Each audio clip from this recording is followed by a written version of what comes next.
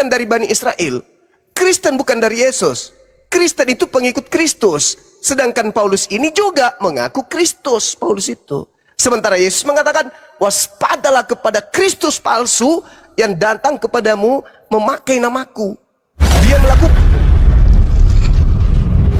Sahabat-sahabat, dimanapun berada, saya Zulkifli M. Abbas mengharapkan sahabat-sahabat semua untuk kemudian mensubscribe, like, dan juga men-share channel kita ini. Salam Tauhid, salam satu Tuhan. Apa itu Kristus? Manusia yang diurapi Tuhan. Itu Kristus. Sedangkan Paulus mengaku yang datang kepadanya bukan anak manusia. Di mana Paulus mengatakan yang datang kepadanya bukan manusia? Di dalam Galatia 1, nomor 1, nomor 11, nomor 12. Aku menerima Injil bukan dari manusia, tetapi dari Yesus Kristus. Nah, Yesus Kristus yang datang kepada Paulus itu bukan Yesus anak Maria, tapi Kristus lain. Kristus lain. Dan memang Yesus menceritakan, menasihati muridnya, waspadalah kepada Yesus palsu yang datang kepada kalian memakai namaku dan berkata, akulah Kristus. Dia akan menyesatkan banyak orang. Si Yesus palsu ini akan menyesatkan banyak orang. Yang datang kepada Paulus, si Yesus palsu, bukan yang asli. Karena Yesus mengatakan, aku akan pergi dan tidak akan datang lagi. Namun yang datang adalah seorang penolong lain, bukan aku. Aku harus pergi. Yohanes 16, nomor 7, nomor 8, nomor 9, dan seterusnya. Aku harus pergi. Sebab kalau aku tidak pergi, penolong lain itu tidak akan datang. Berarti yang datang setelah Yesus pergi siapa? Penolong lain. Yang datang kepada Paulus siapa? Yesus. Pembohong. Bohong lagi si Paulus. Jadi saudara, coba ditelaah baik-baik. Ketika kemudian Paulus datang di tengah-tengah orang-orang non-Yahudi, Paulus membangkitkan orang mati, orang buta disembuhkan, dan seterusnya. Paulus mendapatkan kemudian kedudukan di tengah-tengah mereka orang-orang itu sebagai dewa. Ketika orang banyak melihat apa yang telah diperbuat Paulus, mereka berseru dalam bahasa Likaonia, Theos telah turun di tengah-tengah kita dalam rupa manusia. Barnabas mereka sebut Zeus, dan Paulus mereka sebut Hermes. Kenapa orang-orang Yunani Romawi menganggap mereka dewa yang turun menjadi manusia? Karena dia mampu melakukan mukjizat. Nah, Paulus ketika datang kemudian di Athena, bertemu dengan orang-orang yang sepemahaman dengan orang-orang yang ada di kolonia pada saat itu. Maka ketika mereka bertemu Paulus, Paulus mengajarkan bahwa aku datang memperkenalkan dewa yang tidak kalian kenal, yaitu dewa Agnostos Theos itu. Siapa dewa yang tidak kalian kenal itu? Namanya Kristus. Maka seketika orang-orang Yunani di Athena tidak lagi menyembah kepada dewa yang mereka tidak kenal, yaitu dewa Agnostos Theos, tapi beralih menyembah kepada Kristus Yesus.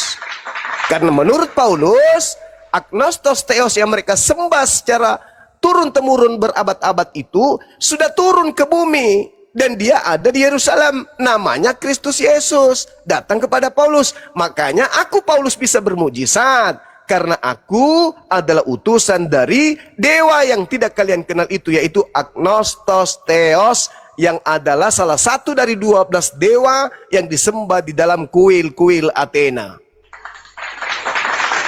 Itu bung. Jadi Kristen ini membungkus dewa Athena, Agnostos Theos, ketika masuk ke Indonesia dengan sebutan Allah. Yang kalian sebut Allah itu adalah dewa. Dewa siapa? Agnostos Theos. Bukan Hashem, Tuhan Yahudi, bukan. Tuhannya Yahudi tidak pernah menjadi manusia. Tuhannya Yahudi bukan manusia, bukan anak manusia. Tuhannya Yahudi tidak dibentuk menjadi manusia. Tuhannya Yahudi tidak sama seperti manusia. Tuhannya Yahudi menghidupkan dan mematikan, bukan dihidupkan dan dimatikan. Itu titik. Itu ajaran Yesus.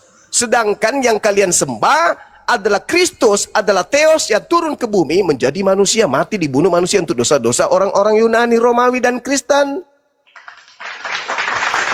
Yesus mengajarkan Matius 8:4 menebus dosa dengan cara membunuh binatang, mengorbankan binatang. Musa mengajarkan mengorbankan binatang, Imamat 1 nomor 2. Paulus kepada orang-orang Roma dan Yunani diajarkan oleh Paulus nebus dosa-dosa mereka dengan memberikan tumbal berupa manusia, yaitu Kristus. Makanya Galatia 3 nomor 3, Kristus telah menebus kita. Kita siapa? Non-Yahudi. Dari kutuk hukum Torah dengan menjadi kutuk karena kita. Sebab ada tertulis, terkutuklah orang yang mati digantung di atas tiang salib. Ini fitnah terbesar. Bisa saya tanggapi? Sabar. Bisa nggak saya tanggapi? Sabar. Soalnya pernyataannya itu lihat. Host, sabar. Diturunkan dulu host Kristen sejati ini. Bukan masalah diturunkan, harus ditanggapi. Sabar. Setelah ini Anda tanggapi. Boleh kok. Ini diskusi liar. Ini harus ditanggapi. Dengar. Harus Fitnah ditanggapi terbesar, ini fitnah liar. terbesar yang telah dilakukan oleh Paulus. Fitnah terbesar yang dilakukan oleh Paulus pembohong besar ini adalah menuduh ini sesat Yesus, ini pengajaran. menuduh Yesus mati dengan jalan kutuk. Bang Kristen. Pertanyaan saya, dari mana Paulus mendapatkan ilmu Yesus mati dengan jalan kutuk? Dari mana Paulus mendapatkan ilmu itu? Silakan. Dari mana Paulus mendapatkan ilmu kalau Kristus yang adalah anak Maria mati dengan jalan kutuk? Kan Kristen tadi dulu Bang Dedi ada yang belanja ini Bang Dedi. Silakan. Dari mana Paulus mendapatkan ilmu kalau Kristus itu mati dengan jalan kutuk? Ilmunya dari mana? Ini jualan-jualan Paulus ini kepada orang Yunani, pada orang Romawi. Jualannya Paulus biar laku dewa Athena, supaya dikasih semangat orang-orang pendosa di Athena. Dosamu sudah diampuni, tenang, asalkan kau percaya Kristus, dosa-dosamu. Tapi saya rentenir bang, saya banyak membunuh orang. Oh tenang, yang penting kau percaya Kristus, dosamu sudah diampuni. Jangan lagi ada lagi Anda menganggap dirimu berdosa. Enggak. Percaya kepada ajaranku, Kristus, Dewa Agnostotheos telah mati di atas salib, menebus dosa-dosa kalian, sebagaimana Filipi 2 nomor 6, nomor 7, 8. Theos turun ke bumi, mengambil rupa manusia, lalu mati di atas tiang salib untuk menebus dosa-dosa orang Yunani Romawi. Itu yang dijual oleh Paulus. Orang Yahudi ada nggak diajarkan menebus dosa dengan menggunakan membunuh manusia? Nggak ada. Itu hanya jualan Paulus di luar Yahudi. Makanya Paulus mengatakan, aku diutus sebagai rasul untuk orang-orang yang tidak bersunat. Galatia 2 nomor 8. Galatia 1 nomor 15, aku diutus kepada non-Yahudi. Makanya Paulus bebas. Mengajar apapun bebas Paulus itu. Kenapa? Karena dia mengajar kepada orang Roma dan Yunani yang tidak tahu apa-apa. Jadi Kristen berasal dari mana? Dari Yahudi? Dari nabi-nabi Yahudi? Enggak. Kristen berasal dari Paulus beserta orang-orang Athena dan orang-orang Yunani Romawi. Itu fakta real. Oke Bang Dina ya. Oke. Ya, silakan pertanyaan saya. Ya, Oke, kenapa? sebentar. Ini sudah ada Kristen 2 bergabung, Alien sama si Karadin Yuda si sekali. 3 Kristen sudah nih. Silakan Bang Junedi ingin menanggapin. Silakan. Oke, mungkin nanti ditambahin lah ya dari mana Paulus tadi yang mengatakan bahwa Yesus itu mati dikutuk, ajaran dari mana kan di situ. Iya. Nah itu.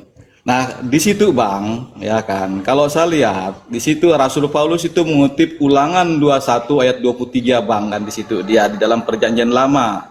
Bagus. Ya kan yang menyatakan bahwa siapapun yang mati dengan cara digantung di tiang atau kayu ya dalam hukuman mati pada saat zaman itu dianggap terkutuk oleh Allah kan di situ dia. Nah, jadi orang-orang Yahudi pada zaman Paulus itu memahami bahwa metode penyalipan yang terjadi ya bagi Yesus ya kan, nah di situ itu adalah kematian disalib adalah bukti bahwa seorang adalah pelanggar hukum dan berada di bawah murka Allah kan di situ dia. Nah itu, tetapi Bang ya di situ ya inilah yang diambil oleh Rasul Paulus atau alasan Rasul Paulus bahwa Yesus yang tidak berdosa ya. Kenapa saya katakan Yesus tidak berdosa? Ya, saya sudah sampaikan tadi tidak ada ayat yang mengatakan bahwa Yesus itu berdosa. Sekalipun Bang Juma tadi mengatakan bahwa Yesus mencuri keledai dan sebagainya kan di situ. Ya kan, tetapi tidak ada satu ayat yang secara eksplisit menunjukkan bahwa Yesus itu berdosa. Nah, jadi disitulah saya melihat bahwa Yesus yang tidak berdosa itu mengambil peran sebagai pengganti Bang, ya, bagi umat manusia yang berdosa. Nah itu, nah mengapa saya mengikuti Yesus yang berdosa ini, mengikuti yang tidak berdosa? Dia mengambil peran Bang untuk menggantikan saya sebagai orang yang berdosa Bang. Nah, makanya ya, hukuman mati dan keterpisahan dari Allah itu kan karena pelanggaran-pelanggaran hukum dosa Bang. Nah, di mana Yesus secara sukarela menanggung segala kutukan itu di kayu salib Bang. Mengambil tempat saya dia Bang, yang seharusnya saya yang dikutuk, seharusnya saya yang disalib, tetapi ya dengan kasihnya dia mengambil tempat. Yesus itu sih mengambil tempat untuk menggantikan saya, untuk membebaskan saya dari segala dosa saya Bang. Nah mungkin bisa ditambahkan dari Kristen lain Bang, saya mute dulu. Ya, berarti mencuri keledai, berbohong itu bukan dosa dalam Kristen ya. Terus kemudian saudara, terima kasih Anda sudah merujuk kepada Ulangan 21. Ulangan 21 itu jelas Tuhan yang mengutuk pelaku dosa besar. Pertanyaan saya, apa dosa besarnya Yesus sampai dia dikutuk oleh Elohim? Dosanya apa? Ini fitnah yang dilakukan oleh Paulus demi mendapatkan kemudian pengikut dari Athena dan Roma. Apa? Ulangan 21 itu Anda ngerti konteksnya. Ulangan 21 itu jika ada orang yang melakukan dosa yang sepadan dengan hukuman mati. Terus Anda ingin mengatakan, itu kami. Memang Kristen melakukan dosa apa? Dosa apa yang kalian lakukan sampai kalian itu pantas untuk setara hukuman mati? Apa dosa kalian? Karena makan babi. Orang Kristen mau makan babi, mau makan pesawat, mau makan aspal, mau makan jembatan juga nggak ada dosa, karena orang Kristen tidak ada aturan dari Tuhan untuk Kristen. Tidak ada aturan Tuhan untuk Kristen sampai orang Kristen dikatakan berdosa karena melanggar. Mana perintah Tuhan kepada orang-orang Kristen ada? Nggak ada. Yang mana perintah Tuhan ke Kristen? Kristen, ya paman, jangan kau makan babi karena itu dosa bagimu. Pret. Kristen, jangan kau berzina. Di mana dalilnya Tuhan berkata begitu kepada non-Yahudi? Nggak ada. Yang diberi aturan main itu orang Yahudi. Kenapa pula kalian yang berdosa? Sepaten. Ulangan 21 nomor 21, 22, 21, 23. Jika ada orang yang melakukan dosa yang sepadan dengan hukuman mati, lalu kau hukum dia, jangan kau biarkan mayatnya semalam-malaman di atas salib. Sebab orang yang dikutuk oleh Elohim, tuh, dikutuk oleh Elohim. Yesus melakukan dosa besar yang sepadan dengan hukuman mati. Akibatnya Yesus dihukum oleh Elohim, hukuman kutuk, sehingga dia digantung. Pret! Ini fitnah yang besar. Makanya kalian diusir oleh Yesus. Karena kalian itu melakukan fitnah besar terhadap dirinya. Paulus yang mengatakan itu, sebab ada tertulis, terkutuklah orang yang digantung. Pertanyaan saya, apa dosa Yesus? Anda ingin mengatakan, dosa kami diwakilkan. Hei, Keluaran 23, nomor 7, nomor 8. Jangan kau membunuh orang yang benar, sebab aku Tuhan tidak akan membenarkan orang yang bersalah. Bagaimana mungkin dosa orang yang bersalah ini ditanggung dengan menggunakan tumbal dosa orang yang tidak berdosa? Kenapa terbalik-balik Kristen ini? Dalilnya, jangan kau membunuh orang yang tidak bersalah, jangan kau membunuh orang yang benar, sebab aku Tuhan tidak akan membenarkan orang yang bersalah. Kamu bersalah, ya, ingin dibenarkan dengan jalan apa? Tuhan menumbalkan anaknya. Pret. Gaya-gayaan. Tidak ada itu. Itu tipu menipu yang kalian lakukan. Makanya saya katakan, akar permasalahan di sini adalah Kristen tidak paham konsep apa yang Yesus ajarkan di tengah-tengah kaumnya. Kristen tidak paham. Misi kedatangan Yesus, Kristen tidak paham. Cakupan kedatangan Yesus, Kristen tidak paham. Untuk siapa Yesus datang, Kristen tidak paham. Kenapa? Karena Kristen adalah orang yang menjadi korban penyesatan atas nama Kristus, menggenapi nubuat Yesus. Matius 24 nomor 4 nomor 5. Waspadalah agar kalian jangan disesatkan, sebab akan datang orang banyak menyesatkan dengan memakai namaku dan berkata akulah Kristus. Mereka akan menyesatkan banyak orang. Jadi saudara, kenapa kalian setiap kali membaca Yesus berkata, aku dan Bapa adalah satu. Siapa melihat aku, melihat Bapa. Kenapa selalu mengarahkan Yesus itu dewa? Hah? Kenapa? Sedangkan murid-muridnya melihat Yesus, melihat utusan Tuhan. Mendengar Yesus, mendengar utusan Tuhan. Tapi giliran kalian melihat Yesus, melihat dewa. Mendengar Yesus, mendengar dewa. Karena hanya konsep dewa yang turun ke bumi. Elohim Hashem tidak ada turun ke bumi. Nggak ada itu. Tuhannya Yahudi nggak ada turun ke bumi. Itu malaikat yang turun. Nah, sekarang kenapa Kristen ini selalu menganggap setiap kali Yesus berkata, aku dan Bapa satu. Aku, dosamu diampuni. Akulah ini bla bla bla bla. Selalu jadi dewa dia Yesus ini. Kenapa? Karena Kristen sejatinya memang berasal dari Athena. Berasal dari Roma. Agama Kristen ini. Bukan berasal dari kajian-kajian kemudian ahli Torah yang menjadikan mereka diangkat menjadi rabi, bukan. Tapi Kristen menjadi Kristen karena mengikuti pola pengajaran Paulus kepada orang-orang Roma dan Yunani. Makanya agama Kristen itu syarat dengan mitologi Yunani. 3 di dalam 1, 1 di dalam 3. Tuhan turun ke bumi, mati untuk darahnya, ditebus untuk manusia. Itu mitologi Yunani, penyembah dewa Horus, penyembah dewa Molok. Hanya dewa Molok yang meminta persembahan darah manusia. Hasem enggak. Hasem tidak. Tidak ada itu orang Yahudi mempersembahkan manusia, enggak ada. Apalagi mempersembahkan Tuhan. Jadi akar permasalahannya di sini adalah Paulus. Paulus yang memperkenalkan Kristus sebagai inkarnasi dewa Agnostos Theos kepada orang-orang penguasa kala itu. Siapa? Kekaisaran Romawi yang menggunakan mitologi Yunani dalam konsep keyakinan dan kepercayaan mereka secara turun-temurun. Camkan itu baik-baik. Jadi agama Kristen itu diajarkan kepada orang-orang dengan cara penekanan, penindasan dan kekuasaan. Kekaisaran Romawi pada saat itu, kedudukan daripada gereja adalah pemegang kemudian puncak kebijakan terhadap wilayah-wilayah jajahannya. Apa yang dikatakan gereja wajib dijalankan. Gereja memaksakan menyembah kepada Kristus, itulah yang terjadi. Itulah yang terjadi. Maka Roma menyebar ke seluruh penjuru sampai ke kerajaan Belanda. Belanda masuk ke Indonesia, mengajarkan menyembah kepada Kristus yang 100% manusia, 100% dewa. Seutuhnya manusia, seutuhnya dewa. Itulah inkarnasi dari Agnostos Theos. Dewa yang tak dikenal, yang Paulus katakan, aku datang kepadamu untuk memberitakan tentang dewa yang selama ini kau sembah. Yaitu dewa Agnostos Theos, yang datang dalam rupa Kristus. Baca Filipi 2 nomor 6, nomor 7, nomor 8. Theos tidak mempertahankan keteosannya, melainkan mengosongkan dirinya, lalu turun ke bumi mengambil rupa manusia, lalu sama menjadi manusia, lalu taat, bahkan taat sampai mati di atas tiang salib. Yang turun menjadi manusia menurut Paulus siapa?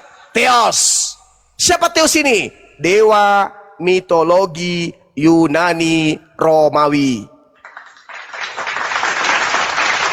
Caranya menipu, masuk ke Indonesia, Theosnya diganti menjadi Allah. Kenapa diganti menjadi Allah? Supaya menipu yang lain. Sudahlah dia menipu sesamanya, ingin lagi menipu umat Islam dengan menyebut Theos itu dengan sebutan Allah. Masuk ke Bali, orang Bali juga ingin ditipunya, diganti lagi, yang tadinya Allah dirubah lagi menjadi Sang Hyang Widi. Kenapa bisa konsep ini selalu menipu? Karena asalnya dari iblis. Pedis ya? Ya itulah faktanya. Kembali kepada akarnya yang tadi. Dari mana Paulus mengatakan Yesus ini manusia dikutuk di atas tiang salib? Anda mengatakan Ulangan 21. Justru itu yang akan memberatkan. Apa dosa Yesus yang sepadan dengan hukuman mati? Sampai dia harus kemudian dikutuk oleh Elohim. Anda akan mengatakan karena dosa kita. Di mana dalilnya di kitabnya Yahudi dosa bisa ditanggung oleh orang lain? Di mana itu dalilnya? Ada? Tak akan pernah kau temukan. Jadi Kristen ini saya katakan hanyalah komunitas orang-orang yang punya ilusi yang akut, yang tidak bisa membedakan antara Tuhan dengan dewa-dewa Yunani. Demikian. Mantap. Bang Junedi.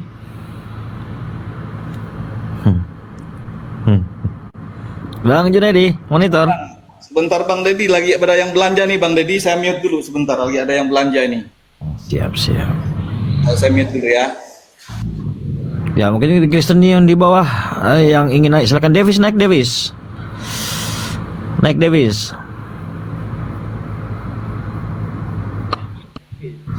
Mas.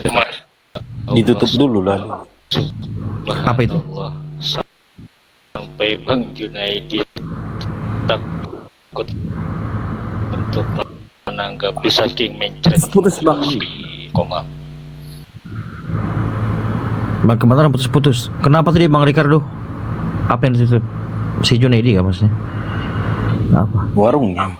Oh, kirain apa? Nyawanya aja yang ditutup.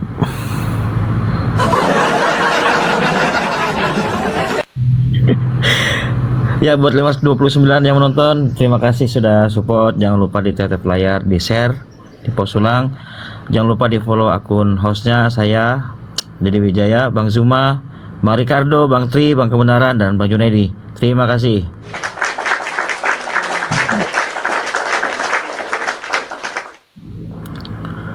Ditutup aja warungnya Bang Junaidi. Iya, suara saya masih putus ya, teman-teman. Udah baik. Bisa sambil share. Iya, Masya Allah, Subhanallah.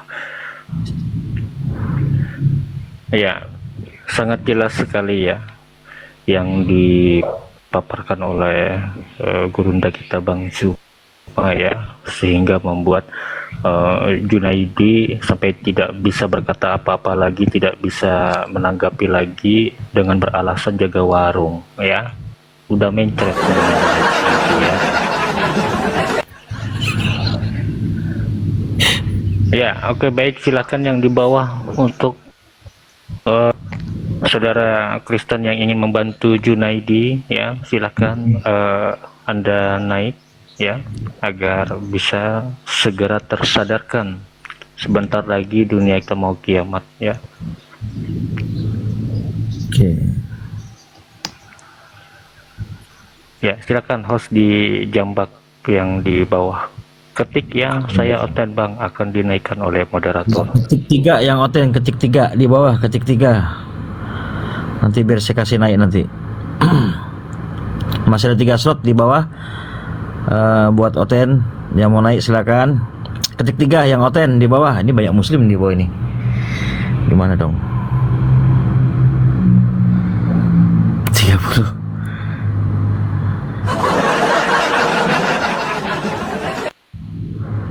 Tiga itu berarti sesuai dengan keyakinannya tong, Bang Ded. Betul sekali Bang Tri kan?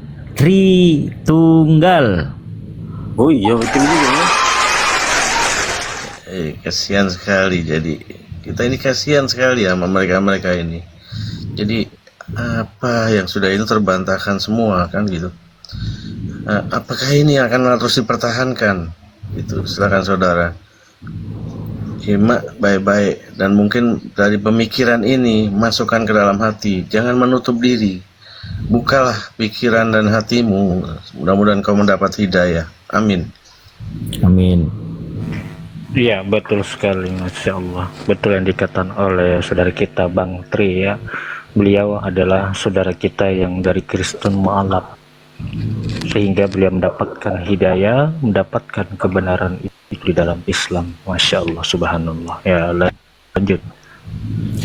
Iya, sahabat-sahabat sekalian, izinkan saya bernarasi karena di bawah masih banyak Kristen awam yang harus kita bimbing memang. Silakan Bang. Ya, Masya lanjut. Allah. Al-Quran datang Gerindra. Iya, Khina. Al-Quran datang kemudian setelah ajaran para nabi itu dibengkokkan. Fitnah demi fitnah tersusun kemudian dengan rapi oleh iblis, ya, beserta dengan timnya. Al-Quran menjelaskan, Bismillahirrahmanirrahim, ya bani Adam la yaftinannakumus syaitan kama akhraja abawaikum minal jannah. Nah, orang Kristen ini nggak sadar gitu loh. Adam dilemparkan dari Ganbi Eden hanya karena satu pelanggaran. Jangan kau makan satu ini, please.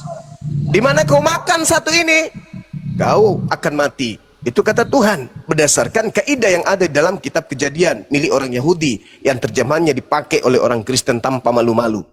Ya bani Adam, wahai anak keturunan Adam, la yaftinannakumus syaitan, jangan sekali-kali kamu tertipu, disesatkan oleh setan. Kama, sebagaimana akhraja abawaikum, telah dikeluarkannya oleh mereka, orang tua kalian, Adam, dari surga. Nah, kalau Adam melanggar cuma satu perintah, dilemparkan keluar dari surga, lalu bagaimana dengan Kristen yang melanggar semua perintah? Mau dilemparkan kemana lagi Kristen ini? Semua perintah-perintah Tuhan dilanggar. Juma, Sabar. omongnya ganti-gantian Juma. Sabar. Padahal Yesus sendiri mengatakan di dalam Matius 5 nomor 19, barang siapa yang meniadakan, menghilangkan, melanggar perintah dalam Torah meskipun yang paling terkecil dan mengajarkan kepada orang lain untuk melanggarnya, maka dia akan menempati tempat terhina dalam kerajaan langit alias neraka. Itu fakta. Nggak bisa bicara kalau kamu ngomong terus. Oke, silakan Anda berbicara, terangkan kepada kami di sini apa kemudian dan bagaimana sehingga Paulus dengan teganya memfitnah Yesus, mengatakan bahwa Yesus adalah pelaku dosa besar yang sepadan dengan hukuman mati, dan Yesus itu pantas dikutuk oleh Tuhan Elohim. Silakan. Kabur dia, lari Bang. dia. Dia mute langsung turun sendiri dia. Takut memang dia dari kemarin dia tuh. Ini saya cari-cari dia nih, Bang. Turun. Jadi gitu, satu dosa aja Adam diusir. Bagaimana dengan Kristen yang melanggar semua dosa, melanggar semua perintah?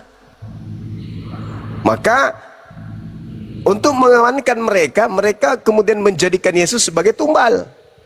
Gak apa-apa kita melakukan segala hal, karena sudah ada Yesus sebagai tumbal, tameng dosa-dosa kita. Itu ajaran Paulus tuh. Makanya Paulus mengatakan kalian bukan lagi hamba Tuhan, tapi kalian adalah anak-anak Tuhan. Pertanyaannya, kalau Paulus mengatakan Kristen itu bukan hamba Tuhan lagi, tapi faktanya di gereja mereka masih menghambakan diri, pertanyaannya mereka menghambakan diri kepada siapa? Sementara mereka bukan hamba Tuhan.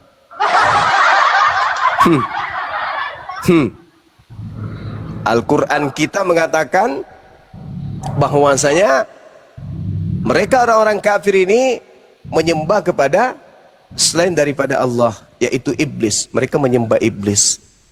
Iblis yang mereka sembah itu, inna ja'alna syayatin awliya lilladina la yu'minun. Sesungguhnya aku Allah menjadikan iblis sebagai pemimpin, sebagai penolong, sebagai penuntun bagi orang-orang yang tidak beriman. Nah, makanya Al-Quran jelas mengatakan di data nomor 30-nya, farikan hada wa farikan haqqa alaihimud dalalah. Anak keturunan Adam itu sebagian diberi petunjuk karena mereka menggunakan akal, dan sebagian kelompok lainnya pasti pantas untuk menjadi sesat. Kenapa? Karena mereka innahum takhazus syayatin auliya min dunillah. Karena mereka menjadikan iblis ini sebagai pelindung selain daripada Allah. Wa yahsabuna annahum muhtadun. Mereka menganggap bahwa ya menyembah Kristus itu petunjuk, padahal itu bukan. Itu dari setan. Makanya saya katakan, kalau Paulus mengatakan kita Kristen ini bukan lagi hamba Tuhan, tapi kita ini adalah anak-anak Tuhan, pewaris surga katanya. Tapi kenapa di gereja masih menghambakan diri? Ini hamba siapa ini? Perintah Tuhan, Keluaran 31:14, bunuh orang yang tidak mengkuduskan hari Sabtu. Jadi orang yang menghambakan diri tentu memelihara hari Sabtu. Mereka tidak memelihara hari Sabtu karena mereka mengaku mereka bukan lagi hamba. Mereka adalah anak-anak Tuhan. Tapi di hari Minggu menghambakan diri. Nah, pertanyaannya, hari Minggu kalian menghambakan diri kepada siapa? Ayo. Ayo. Hari Sabtu menghambakan diri enggak lagi. Tapi hari Minggu menghambakan diri kepada siapa? Ayo. Mana perintahnya dari Elohim ibadah Minggu? Enggak ada. Tapi orang-orang Yunani, Romawi, dari sejak dulu mereka menyembah dewa-dewa mereka pada hari Minggu, Sunday. Apa Sunday? Hari matahari. Tidak menghambakan diri kepada Tuhannya Yahudi, tapi menghambakan diri kepada Matahari. Oke, sahabat-sahabat, di tempat saya azan. Kita mau ibadah dulu, diambil alih, silakan. Mohon maaf kalau saya memonopoli komalnya. Aman, Bang. Mudah-mudahan ke depan ini bisa dilanjutkan lagi. Silakan. Oke. Silakan Bang Junaidi. Oke, teman-teman, Bang Ricardo masuk. Bang. Ya bang, ya bang, ya bang. Masuk Bang Ricardo. Masuk. Oke, begini Bang Dedi. Oke, begini Bang Dedi, ya kan. Ya. Bang Dedi begini, ya kan, tidak ada Rasul Paulus itu menuduh atau menyatakan bahwa Yesus itu melakukan dosa yang besar kan di situ, ya kan. Nah justru ya Rasul Paulus ini bermaksud untuk mengatakan bahwa Yesus itulah yang mengambil peran, ya kan, di situ, mengambil peran di situ ya untuk menggenapi Ulangan 21 itu. Ya, sebagai pengganti di situ bagi kami kan di situ. Ya, yang seharusnya yang kami yang berdosa ini, kami inilah yang disalibkan di situ. Nah, dari tadi kan saya katakan bahwa semua manusia sudah berdosa dan sudah kehilangan kemuliaan Allah. Itu ada di Roma. Nah, di situ. Karena kita ini berdosa karena satu orang, dan kita ini juga akan diselamatkan oleh satu orang, yaitu Yesus itu sendiri kan di situ. Nah justru itulah Yesuslah yang mengambil peran ya di dalam karya keselamatan ini. Karena apa? Karena karya keselamatan ini ya sudah ada di dalam kekekalan di situ dia, bahwa ya Allah yang tidak menyayangkan anaknya kan itu untuk menyerahkannya ya untuk menyelamatkan umat manusia di dunia ini, Bang Dedi. Nah di situ jadi argumen atau perkataan Rasul Paulus itu keselamatan tidak datang melalui usaha kita sendiri, Bang Dedi. Ya, baik kita menjalankan hukumkah, ya, baik kita menjalankan aturan-aturan apakah, ya kan, baik perbuatan-perbuatan baik apa yang kita lakukan selama kita hidup di dunia ini, Bang, tidak akan mampu menyelamatkan kita, Bang. Ya, satu-satunya ya melalui iman kita kepada Yesus Kristus, Bang. Kan di situ. Makanya Yesus itu menjadi kutuk bagi kita yang berdosa ini, Bang, untuk ya menyelamatkan umat manusia di dunia ini, Bang. Di situ dia.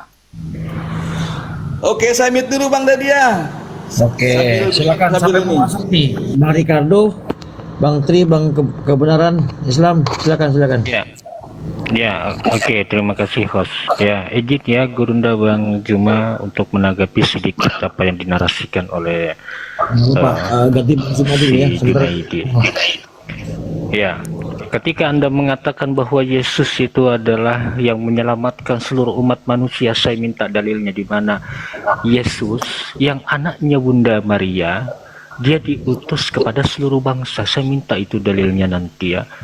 Kita tidak boleh mengarang cerita ya kalau tidak berdalil.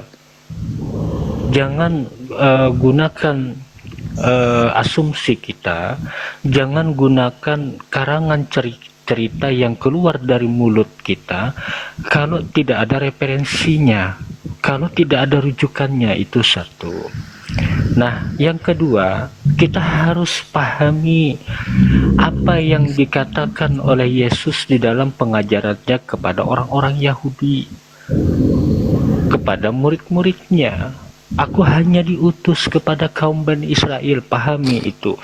Ketika Yesus berkata aku hanya diutus kepada kaum Bani Israel, berarti dia hanya diutus kepada kaum Bani Israel saja, tidak kepada seluruh bangsa. Kemudian Yesus berkata di Markus 12 nomor 29, inilah Yesus yang mana dia diutus kepada kaum Bani Israel, mengajarkan kepada orang-orang Yahudi. Hukum pertama yang wajib diketahui itu, dengarlah wahai seluruh bangsa Israel. Tuhan Allah kita itu, Tuhan itu Esa. Berarti Yesus ini bertuhan rupanya. Dia mengenalkan Tuhannya kepada orang-orang Yahudi. Lalu datanglah si penyesat. Datanglah penyesat yang merusak ajaran Yesus. Bisa saya tanggapi? Sabar Bang Kristen sejati. Sebentar, saya lagi Ini menjawab dia, pertanyaan ini Junaidy. lari nih, enggak cocok Sabar, ini. saya lagi Tunggu saya tanggapi, karena kamu semakin panjang nanti semakin tersesat. Enggak, gini, itu kan belum selesai. Sedikit lagi tuh, sabarlah Bang. sedikit lagi. Silakan nanti Anda tanggapi narasi saya ya. Sedikit lagi Bang Kebenaran. Oke, silakan Bang Kebenaran. Iya. Saya akan minta data ya kepada Anda, siapapun yang Kristen di sini, atau Bang Junaidy atau Kristen sejati. Saya minta datanya ya. Di dalam kitab Anda ya, di mana Yesus itu berkata, aku mengajar kepada Kristen dan diutus kepada seluruh bangsa yang anaknya Bunda Maria ini ya. Jangan memakai surat Paulus, harus memakai dari perkataan Yesus ya. Anda harus buktikan itu kepada saya. Oke, baik. Sebelum itu saya mau minta juga data dulu dari kamu tentang apa yang kamu uraikan tadi. Buktikan datanya. Di sini harus ada data. Oh, Kalau iya, cuman omon-omon, tentu. akhirnya jadi lo congor. Ini repot ini jadinya. Iya, tentu saja. Coba Kita harus buktikan datamu tentang apa yang kamu ngomongkan tadi, supaya bagus kedengarannya. Kalau cuman omon-omon, jadinya kuculuk nantinya. Oh, iya. Oke, ini yang kita suka ini ya. Jadi Kristen itu harus berdata ya. Oke, Anda harus. Tapi datamu harus valid, jangan data fiktif. Oke? Sebentar Oke, kamu baik. ketik Google lagi. Tidak ada. ngerti. Buktikan datamu berdasarkan sejarah abad pertama. Saya mau lihat Ini Kristen data abad pertama ya. Jangan Ya, sampai data Kenapa kekinian Anda nih. meminta saya Kristen sejati, mengutip ehomu sejarah? dikecilin. Ehomu dikecilin, dikurangin sedikit, Ya, dikurangin lagi. saya memberikan Diber data suaranya. sesuai yang saya narasikan saja. Bang, Yang tidak saya kalau cuman data narasikan, kekinian bang, saya juga bisa buat data bang. Dengar. Jujur aja saya. Anda bisa Saya mau cari Kalau data Anda abad tidak bisa pertama berdiskusi, sejaman berarti dengan Anda peristiwa. Dengar, kalau Anda tidak bisa berdiskusi Ai, secara bang, Anda turun. lebih baik abang Berarti belajar Anda tidak dulu ada lah. ilmu. Kamu nih 11-12 saja sama Anda yang Suma, cuma tidak ngomong aja nggak cerdas. Malas aku bang, jujur aja. Ya udah, kalau Anda Kamu sama Kalau Suma Anda tidak 11-12 mau bang, berdiskusi, cuma ngomong aja nggak ada yang- data. yang tidak mau. Udah, malas aku diskusi sama kamu. Kalian ini nggak cerdas. Gimana kalian? Saya mau yang Ya, cerdas, silakan siapa ini? bukan yang longor. Diturunkan dulu host. Kristen sejati sebentar sabar. Diturunkan dulu. Dibuang aja dulu itu ke neraka ya. Kabur sendiri Ini, dia. Enggak diturunkan mohon sendiri dia. izin ya. Di sini kita ada Enggak, guru Kristen Bang, sejati ya. menghargai beliau. Dia. Kalau ada Kristen yang seperti itu, segera cepat-cepat dibuang ke neraka, saudaraku. Jangan dibiarkan dia ngoceh-ngoceh di sini ya. Kita hargai gurunda kita ya. Ya, silakan Bang Junaidy ya, Anda tanggapi apa yang saya tanggapi dari narasi yang Anda sampaikan. Anda tunjukkan datanya kepada saya dari ucapan Anda bahwa Yesus anaknya Bunda Maria yang dilahirkan ke permukaan bumi ini sebagai manusia, dia diutus oleh Tuhannya ke seluruh bangsa. Silakan.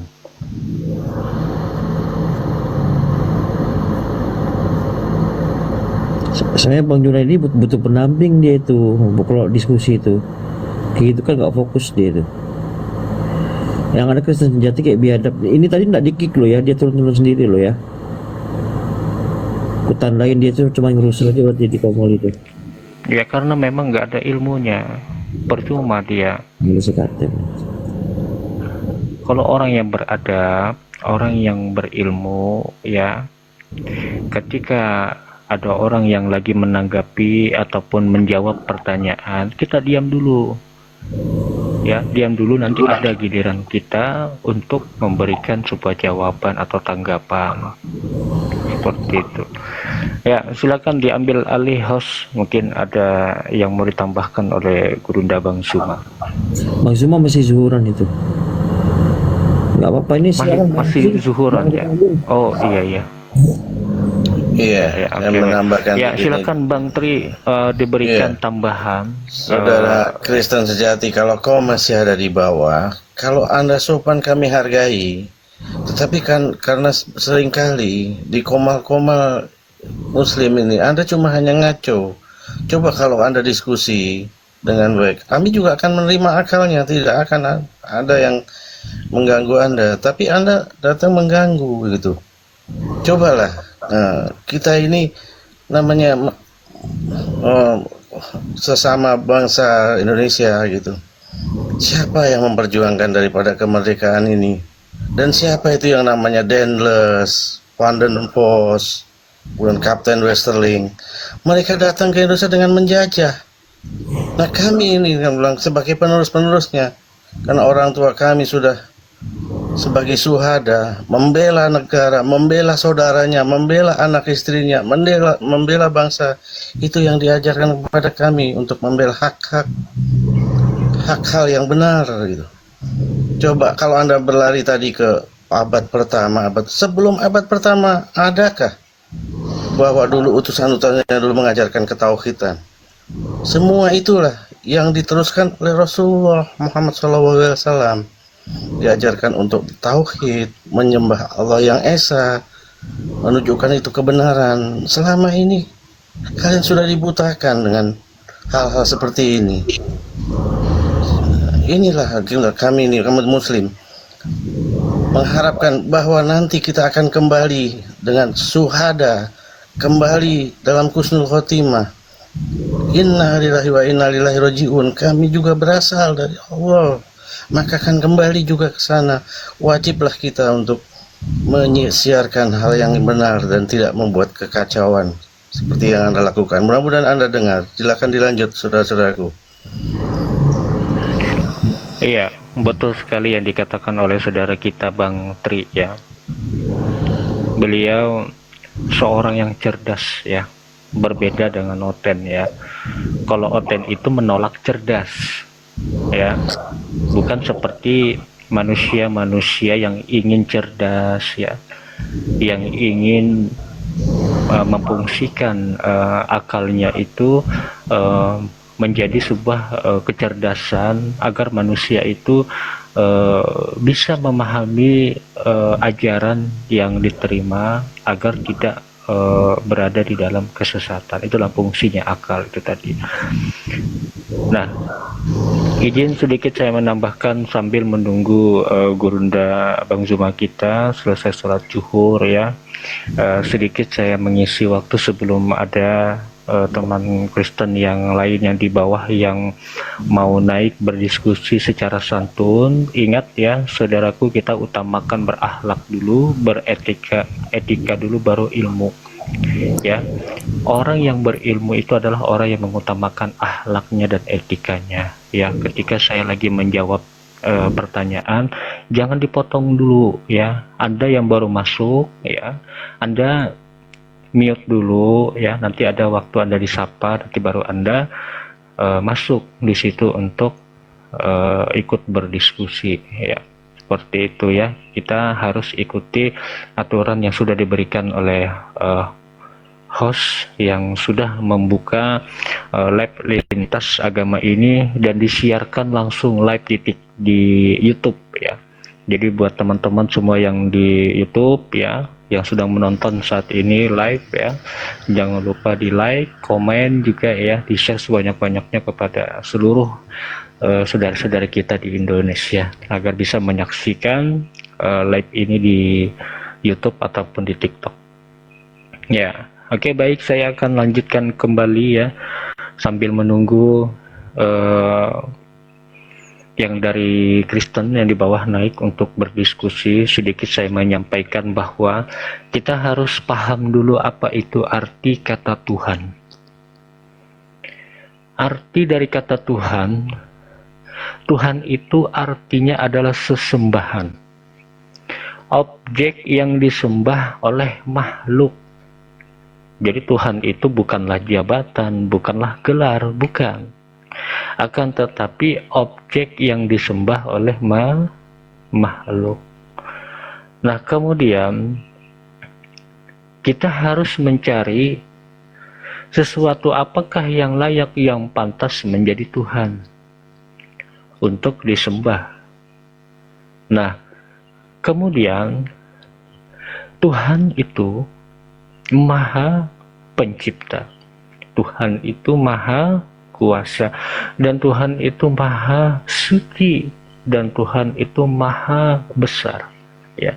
Ketika Tuhan ini memiliki sifat kemahaan yang dimana dia inilah Tuhan satu-satunya yang benar, yang wajib disembah oleh seluruh makhluk, bukan hanya manusia saja yang menyembah, bahkan malaikat, bangsa jin, dan seluruh hewan binatang itu juga menyembah kepadanya.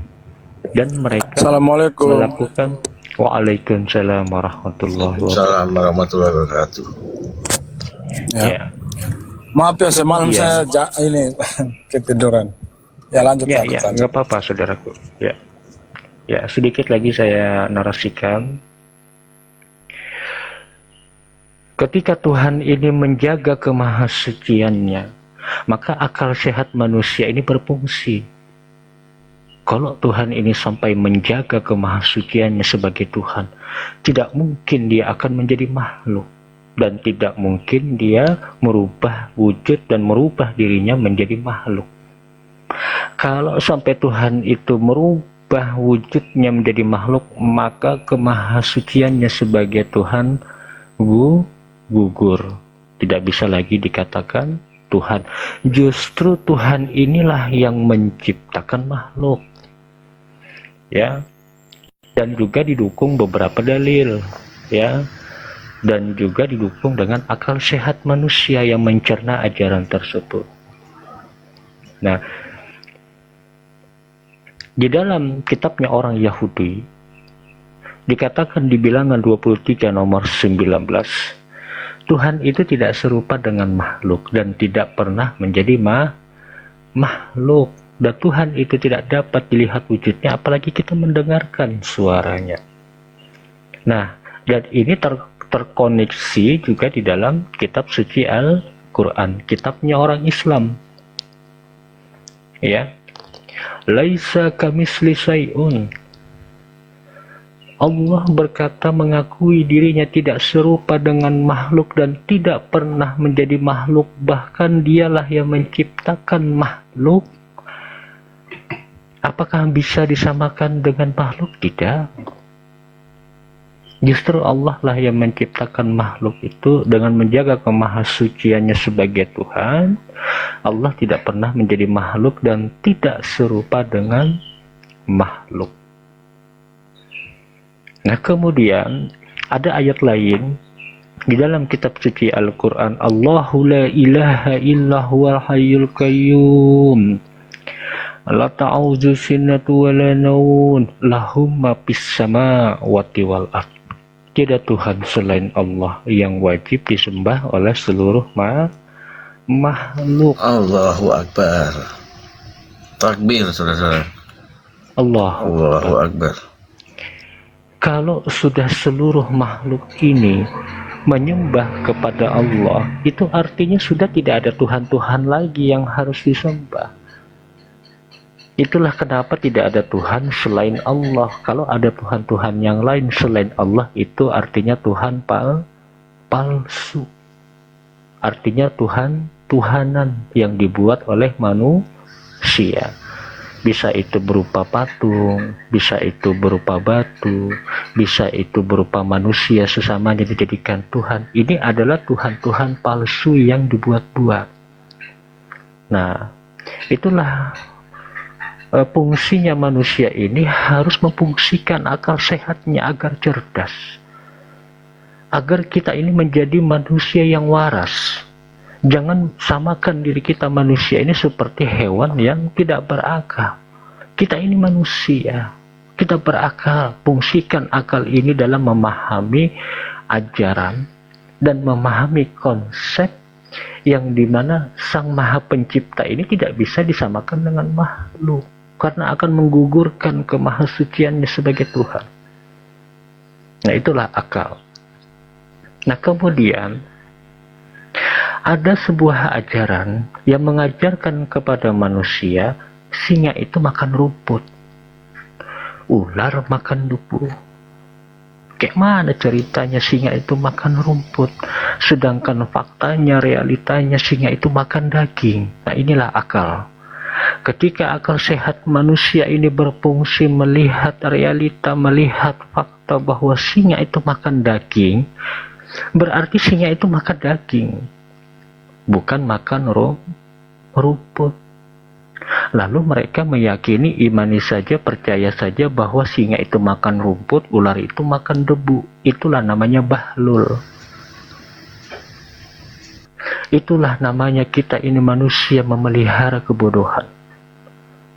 Itulah namanya kita ini manusia yang memelihara kebotolan.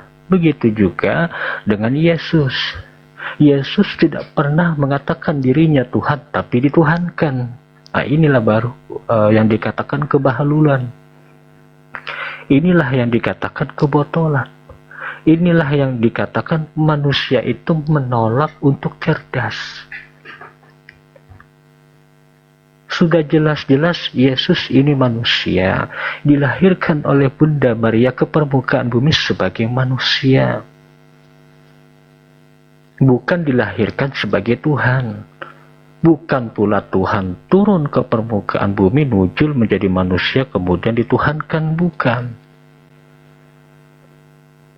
Kalau kita mengutip di salah satu data dan dalil di 2 Yohanes 1 nomor 7, apa yang dikatakan di sana, telah banyak penjasat bermunculan, pergi ke seluruh penjuru dunia. Mereka tidak mengaku Yesus datang sebagai manusia. Mereka itu adalah penjasat dan antikristus.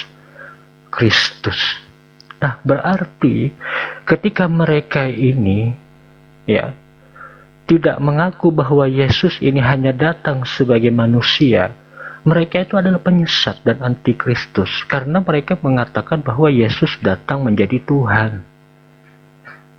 Nah, inilah penyesat-penyesatnya. Dan tidak sadar bahwa kita ini disesatkan oleh ajaran yang mana yang dibawa oleh Paulus. Ya, ada ajaran Yesus, dirombak habis oleh ajarannya Paulus. Siapa rupanya Paulus ini? Bisa-bisanya menghancurkan dan merombak habis ajarannya Yesus. Yesus mengajarkan cara beribadah itu dengan bersujud. Yesus bersujud di sinagog, masuk ke bait Allah, melepaskan alas kakinya, mencuci tangannya, mencuci wajahnya seraya orang yang berwudu. Kemudian Yesus sujud, meratakan kepalanya dengan tanah.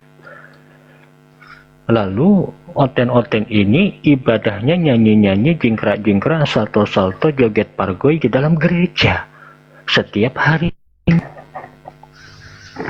Apakah ini ajaran Yesus?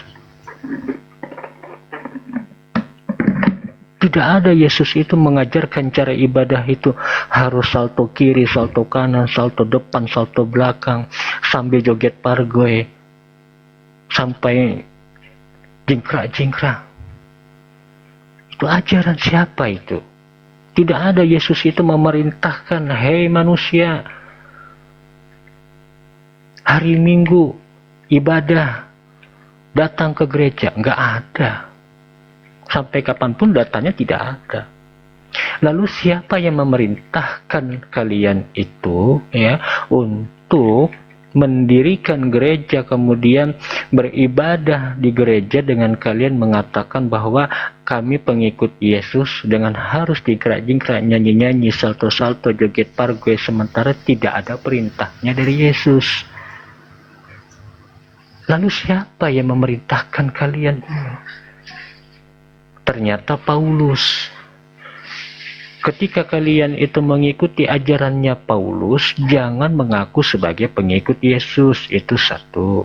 Yang kedua, ketika kalian mengikuti ajarannya Paulus, jangan mengaku mengikuti ajarannya Yesus. Itu yang kedua. Yang ketiga, ketika Paulus ini memfitnah Yesus itu dijadikan Tuhan, sedangkan Yesus tidak pernah mengakui dirinya sebagai Tuhan, jangan dituhankan.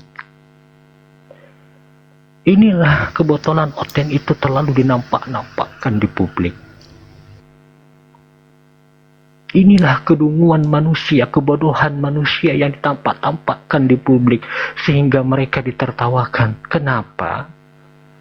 Karena mereka ini mengikuti ajaran yang tidak sesuai dengan apa yang keluar dari mulutnya dengan apa yang dikerjakannya. Jadi jangan membuat diri kalian tersesat. Caranya bagaimana? Pakai akal. Akal ini difungsikan, berpikir sehabis-habisnya.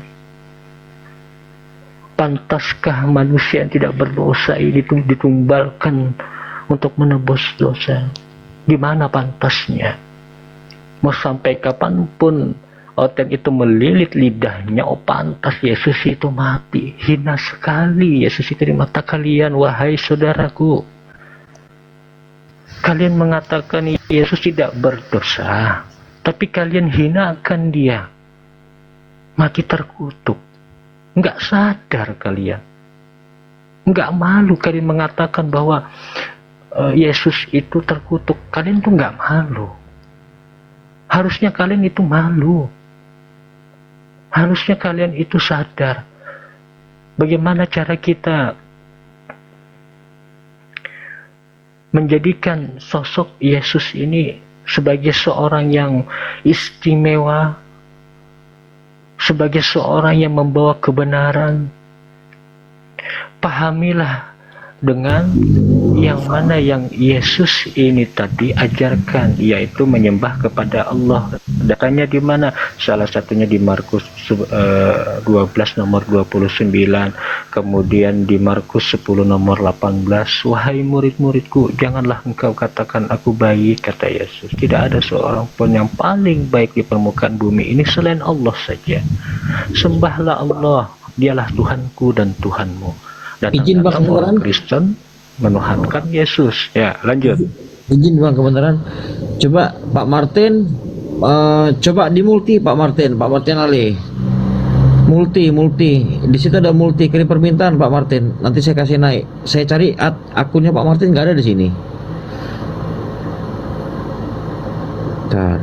Saya cari nggak ada nih Pak Martin. Coba multi saja. Tadi sudah bergabung dia.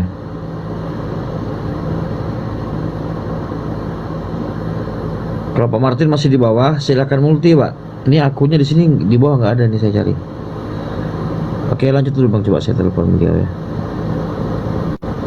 Lanjut Bang. Ya, terima kasih host. Ya, sedikit lagi saya narasikan sambil menunggu Oten yang berani naik untuk berdiskusi dengan para pakar di Komal ini ya.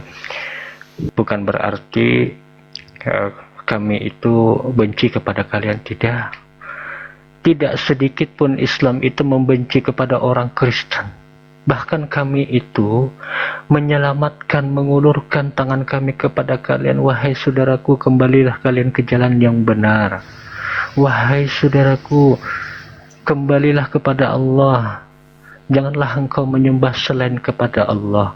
Ya, jadi kami ini hanya meluruskan, hanya menyampaikan kebenaran itu, meskipun satu ayat ataupun satu huruf yang kami sampaikan kepada kalian itu adalah kewajiban kami sebagai Islam, karena kami diperintahkan.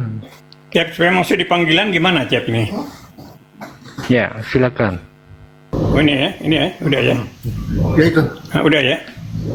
Enggak, itu lagi minta pandu ke anaknya itu Pak Martin. Halo, selamat siang Pak Martin.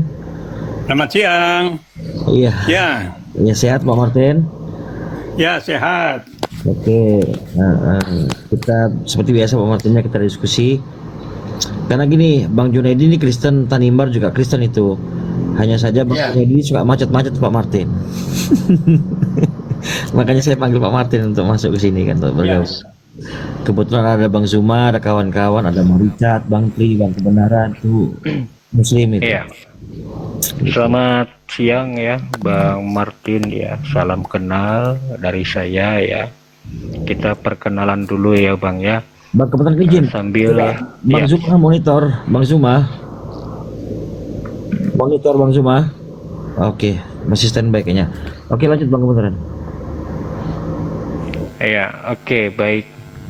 Ya, boleh kita sedikit berdiskusi ya, Bang Martin ya. Di sini juga ada saudara-saudara dari Kristen yaitu Bang Junaidi dan juga Bang Tanimbar. Mereka ini sudah macet ya, sudah mulai pingsan, sudah tidak bisa membuktikan ketuhanan Yesus itu.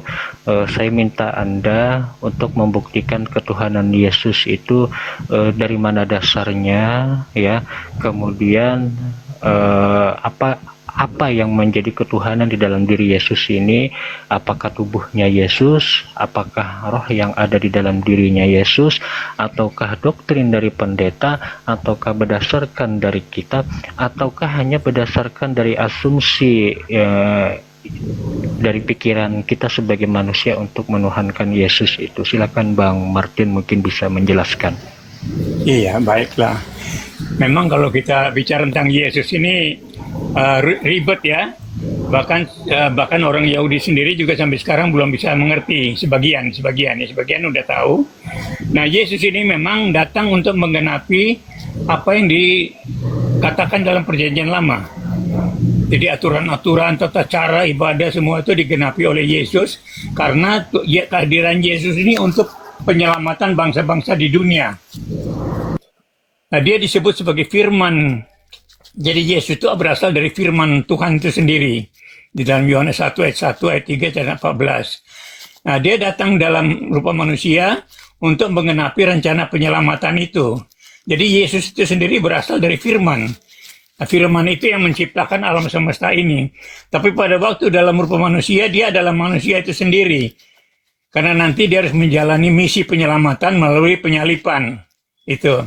Sehingga kadang-kadang orang bingung, Yesus berdoa kepada Bapa atau dia tidak bisa lakukan apa-apa dari dirinya sendiri, itu karena dia memang adalah manusia murni. Firman yang sudah jadi manusia dan dia mengosongkan dirinya sebagai hamba, bahkan dia harus taat sampai dia mati, bahkan disalib, dianiaya, diludahin segala macam. Nah, tapi setelah dia menyelesaikan misi penyelamatan itu, lalu naik ke sorga. Jadi setelah kebangkitannya, dia naik ke sorga, dikatakan duduk di sebelah kanan Allah Bapa. Artinya dia kembali berkuasa. Di dalam Matius 28 ayat 18 dikatakan bahwa segala kuasa di sorga di bumi sudah diserahkan kepada aku. Karena itu pergilah jadikanlah semua bangsa muridku. Dan baptislah mereka dalam nama Bapa, Anak, dan Roh Kudus. Nah itu jadi sampai sekarang memang masih banyak pendapat yang beda-beda di dalam penjelasan ya. Dalam penjelasan itu tiap orang memang beda-beda cara menjelaskan, sehingga kadang-kadang membingungkan terutama bagi orang-orang yang bukan Kristen. Begitu. Jadi kalau bicara tentang Yesus itu, apa yang dikatakan dalam Alkitab itu membingungkan. karena dia tidak bisa lakukan apa-apa dari dirinya, tapi dia sendiri bikin mujizat segala macam, bahkan dia sendiri menyelamatkan manusia daripada dosa, sehingga bisa ada jaminan kepastian masuk ke surga. Nah, itu mungkin sementara penjelasan saya tentang Yesus yang adalah firman yang menjadi manusia itu untuk menggenapi rencana penyelamatan. Begitu, Bang. Oke, izin sedikit saya introduksi sedikit ya buat teman-teman. Terima kasih supportnya 353 menonton. Jangan lupa di share di tetap layar. Jangan lupa di follow akun host Dedi Wijaya, Bang Zuma, Bang Richard, Bang Tri, Bang Junaidi, Bang Kebenaran, Pak Martin dan Bang Tanimbar. Jangan lupa di share kawan-kawan. Satu slot izin untuk kita berikan ruang untuk Bang Rudi Yohanes. Tadi beliau saya hubungin, insya Allah nanti akan bergabung setelah Ba'da Zuhur di sana sepertinya di WIB ya. Oke, Rudi Yohanes untuk berdiskusi dengan Bang Zuma. Terima kasih. Silakan dilanjut. Ya, oke, terima kasih, host. Ya, sisakan satu kursi kita kosongkan sambil menunggu Rudi Yohanes ya. Ya, oke, baik. Izin saya tanggapi ya, Pak Martin ya. Jadi seringkali teman-teman Kristen itu mengatakan kalau berdiskusi dengan kami Islam itu katanya gondok-gondokan, bertengkar katanya. Sebenarnya tidak gondok-gondokan, tidak bertengkar, hanya saja dalam diskusi kita itu kita mencari kejujuran di dalam kebenaran. Apakah kita mau berkata jujur atau tidak jujur akan terlihat dari diskusi yang akan berlangsung di Komali ini tentunya, dan para penontonlah yang bisa menilai itu.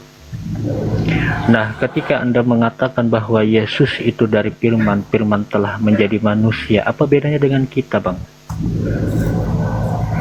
Berarti kita ini juga dari firman yang telah menjadi manusia. Jadi bukan hanya Yesus saja. Nah, kemudian mari kita dudukkan apa itu arti firman. Firman itu artinya adalah perkataan Tuhan, ya. Apakah kita sepakat dulu sampai di sini, Pak Martin? Firman itu artinya adalah perkataan Tuhan. Iya. Ya, kita sepakat ya. Oke, baik, kita lanjutkan kembali dialog kita. Ketika firman ini adalah perkataan Tuhan, maka tepatlah perkataan Tuhan itu di Yohanes 17 nomor 8. Yesus berkata, segala firman yang telah engkau berikan kepadaku telah kusampaikan kepada mereka dan mereka telah menerimanya. Nah, itu artinya firman ini tidak menjadi Yesus. Artinya Yesus ini adalah sebagai wadah penerima firman. Jadi bukan firman yang menjadi Yesus. Nah, akan tetapi firman ini adalah perkataan Tuhan yang dari sorga turun ke permukaan bumi, kemudian disampaikan kepada Yesus dan Yesus meneruskan lagi kepada manusia. Nah, ketika firman ini adalah perkataan yang diterima oleh Yesus, di sini sudah membuktikan bahwa Yesus ini bukan Tuhan, karena Yesus ini tidak berfirman, akan tetapi menerima firman. Kalau kita mendudukan bahwa firman ini adalah perkataan Tuhan, lalu mari kita dudukkan siapa Tuhan yang sebenarnya, yang satu-satunya Tuhan yang Maha Esa. Dialah yang berfirman tadi, yang diterima oleh Yesus di permukaan bumi, kemudian Tuhan berfirman dari sorga. Nah, kemudian Anda mengutip bahwa Yesus itu disalib. Nah, lalu saya menanggapi, apakah Anda benar-benar yakin, seyakin-yakinnya bahwa Yesus itu benar-benar disalib? Yang manakah menurut Anda Yesus yang asli, ya? Yang mana di dalam pemahaman saudara Kristen itu mengatakan bahwa ya ada Yesus yang dari Nazaret, ada Yesus yang bertemu dengan Paulus di padang gurun. Inilah yang membuat kami juga bingung, ingin minta penjelasan juga ya. Di dalam Ibrani 5 ya ayat ke-7 di situ dikatakan selama Yesus hidup di permukaan bumi, Yesus selalu berdoa dan meminta kepada Allah dengan ratapan tangis ya. Dengan kesolehannya Yesus bersungguh-sungguh ia berdoa kepada Allah sehingga Allah mendengarkan doanya Yesus disebabkan kesalehannya.